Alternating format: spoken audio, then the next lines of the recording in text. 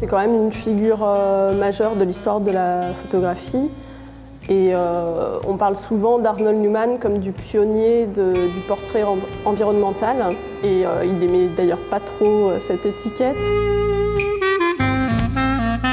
Photographier les individus dans leur environnement, c'est un peu sa signature.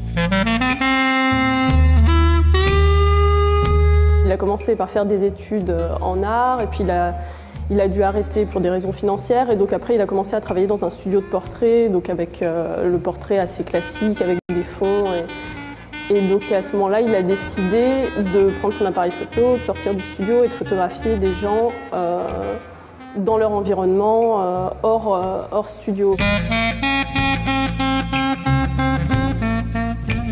En fait, il a été très inspiré par l'art abstrait et donc nous on a choisi justement de mettre en parallèle ces portraits d'artistes et puis ces images plus abstraites qu'il a commencé à faire dès la fin des années 30 en fait. Ce goût pour l'art abstrait, en fait, on le retrouve aussi dans ses compositions de portraits parce qu'il a une manière de composer les images qui est très travaillée, très soignée, il y a beaucoup de rigueur en fait dans ces images.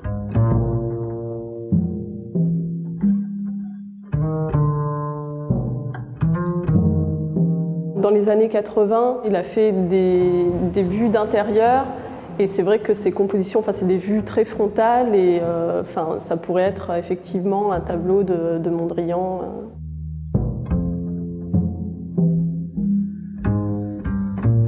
Lui-même disait donc qu'il ne prenait pas une photographie mais qu'il la construisait.